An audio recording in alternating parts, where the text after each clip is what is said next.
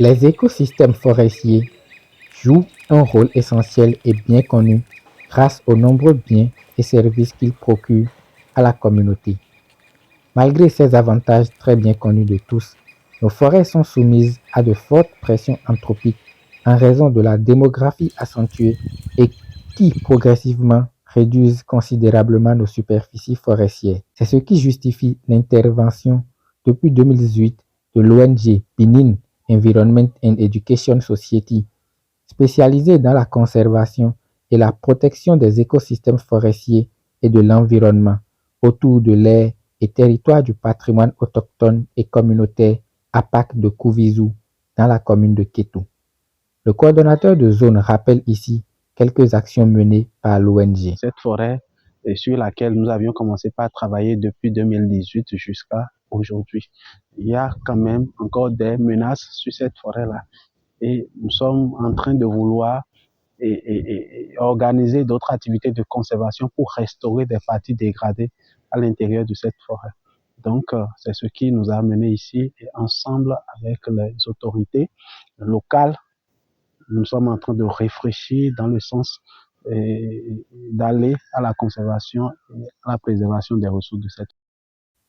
Ces actions de l'ONG ont grandement impacté les communautés de la forêt sacrée de Kouvisou, ce que le chef d'arrondissement d'Adaklamme ne se résigne pas d'exposer ici. L'ONG BIS a beaucoup contribué au développement de notre localité, notamment par rapport à la forêt sacrée de Kouvisou.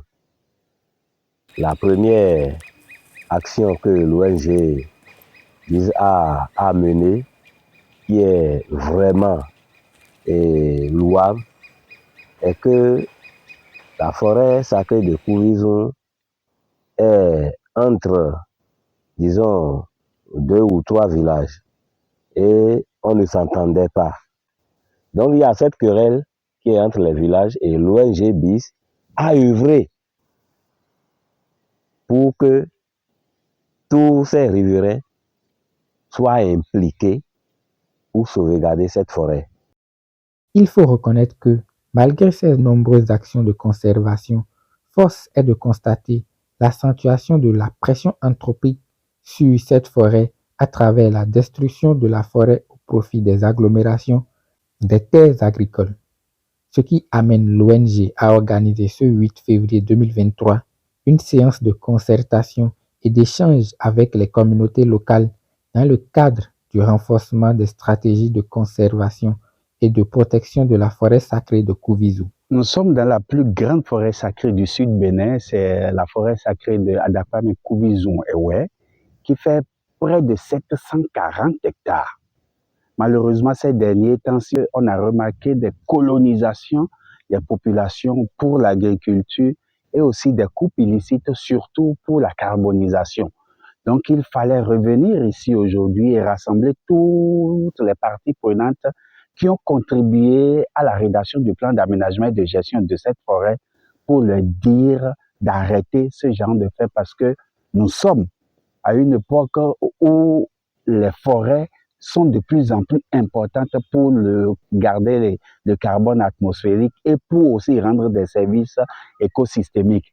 Donc, on a eu des rencontres avec les cours royales d'Adaklame et d'Ewe et les parties prenantes, les sages, les forestiers et les autorités de la mairie pour mettre un frein à ce désastre parce que cette forêt, qui est très importante, non pas seulement pour le sud du Bénin, mais pour le monde, doit être conservée coûte que coûte.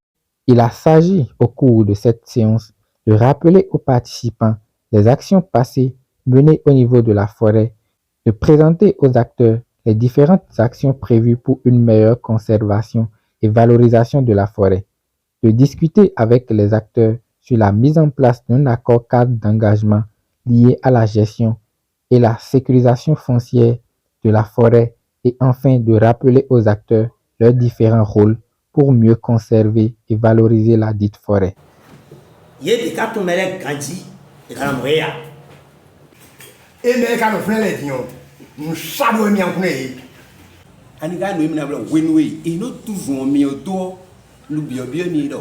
Autorité mi tɔ de do la wa Bon, et si nous jouons les deux, mais nous, moi, il y a nous dire si.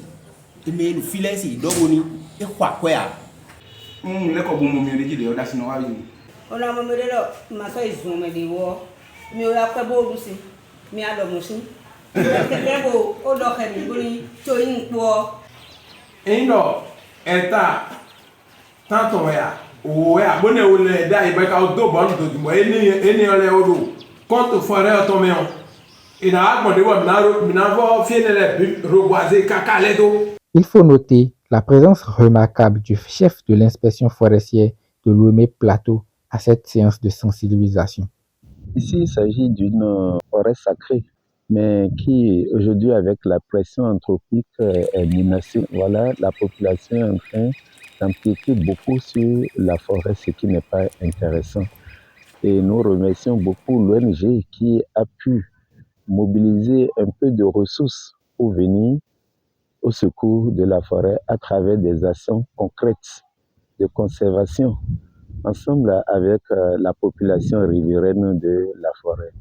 Donc, l'action de l'ONG est une action à encourager, ce qui justifie d'ailleurs notre présence auprès de l'ONG, parce que nous ne pouvons pas faire la conservation juste par la répression. Il faut la sensibilisation. La sensibilisation accompagnée des actions concrètes.